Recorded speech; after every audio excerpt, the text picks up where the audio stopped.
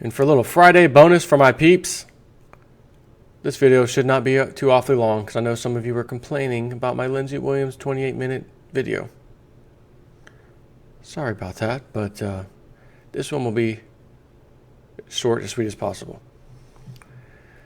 And it's simply before 2008, during 2008, before the crash, the Federal Reserve via Ben Bernanke 2 times said all is fine, no economic problems on the horizon, everything was good. And Janet Yellen, we all know what happened after that. Janet Yellen has recently said the same thing this year, again, recently. So I wonder if history is going to repeat, considering, the 7-year cycle thing. So I got this thing from realinvestmentadvice.com.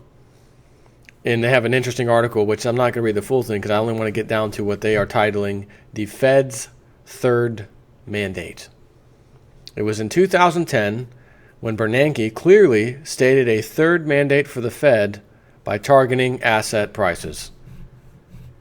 This approach, he says, this approach eased financial conditions in the past and so far looks to be effective again. Stock prices rose and long-term interest rates fell when investors began to anticipate the most recent action. Easier financial conditions will promote economic growth. For example, lower mortgage rates will make housing more affordable and allow for more homeowners to refinance. Lower corporate bond rates will encourage investment. And higher stock prices will boost consumer wealth and help increase confidence, which can also spur spending. Now, first of all, higher stock prices does not boost consumer wealth. You may say, oh, well, I'm invested right now. I've got a net worth of such and such in the stock market. And what happens if it crashes down? Then all of a sudden, then what? Furthermore, that's money you can't really touch, right? It's investment. It's 401k. Most people in America, most working people, 401k, simple as that. Again, you can't really touch that. You can't say, oh, I'm all of a sudden wealthier just because this is sitting back there and you can't touch it. How is that, which can spur spending? How is that spur spending? You have to have more money. That's like saying, well, I invested in the stock market real quick, made a couple bucks, turned it around, went and bought in some new TVs, needed 2 new TVs for my house. A month later, invested again in the stock market. It went up enough so I went and, helped buy a new car. This is nonsense. But he said that, so that's the point. I remind you of this because this past week, during Janet Yellen's, again, she's the new Federal Reserve head, semi-annual Humphrey Hawkins testimony, as they call it now, she was asked by California Representative Edward Royce the following. He says, I am worried that the Federal Reserve has created a third pillar of monetary policy, that of a stable and rising stock market. And I say that because then Chairman Bernanke, when he appeared here, stated repeatedly that, quote, the goal of QE was to increase asset prices like the stock market to create a wealth effect, end quote. That seems as though that was the goal.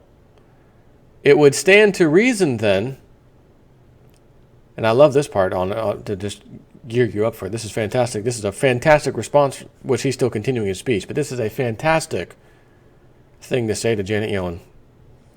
That seems as though that was the goal. It would stand to reason then that in deciding to raise rates and reduce the Fed's QE balance sheet, standing at a still record $4.5 trillion, by the way, which, by the way, Bernanke said originally that would have winded down.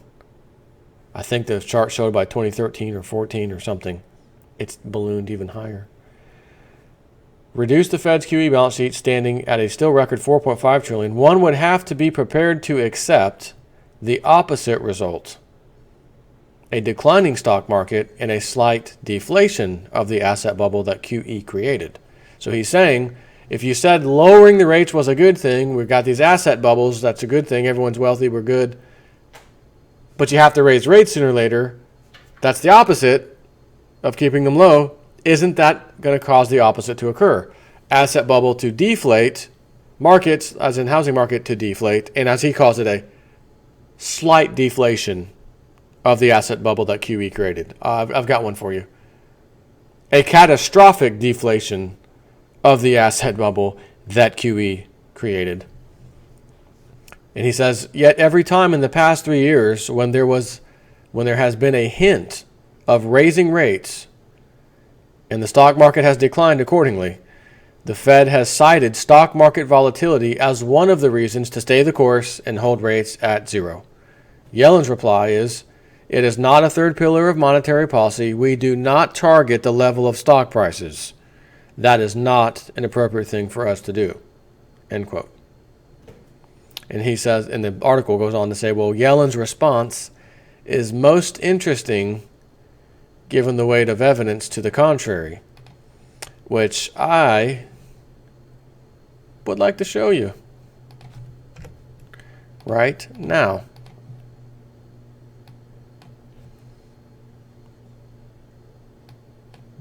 So 2008 over here, 2009, 10, 11, 12, 13, 14, 15, 16. Market troubles, Fed to the rescue, it jumps. Market troubles, Fed to the rescue, it jumps again. Market launches QE in anticipation of fiscal cliff. Market has this huge rally. Remember that one? 2013, 14 into 15, and now it's tipped off and kind of petered off to the top here, which looks to me like a trend is about to occur that's going to push this baby down. But the point being, every time the Fed intervenes, markets rally. And not only intervening with balance sheet of $4.5 freaking trillion, but intervening by, we're going to keep the rate near zero. So again, pensioners are screwed, savers are screwed, everyone's screwed except Wall Street on the markets. That's the only one who wins. While Yellen stated that it is not appropriate for the Federal Reserve to target asset prices, she did say they would continue to reinvest the proceeds derived from their asset base. It is the timing of those reinvestments that is most suspicious. And he has a title here, Yellen channels Bernanke.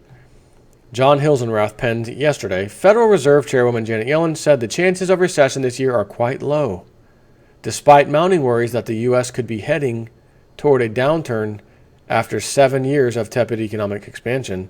The U.S. economy is doing well. My expectation is that the U.S. economy will continue to grow, she said.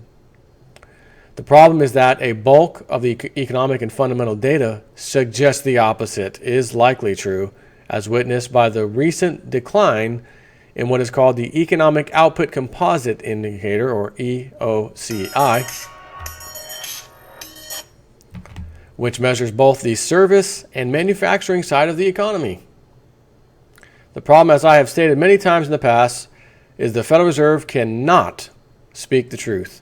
If Yellen stated that despite all efforts, there is little that can be done to forestall an impending recession, consumers would contract, markets would fall, and a recessionary onset would be accelerated.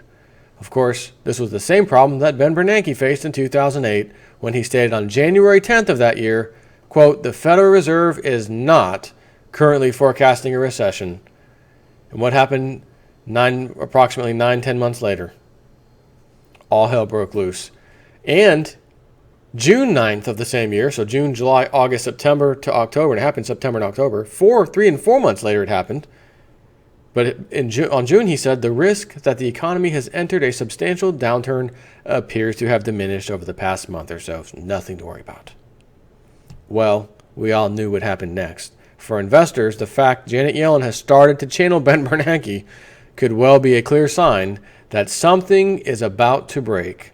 And that's just some things to think about, says Lance Roberts. Got precious metals? Take care.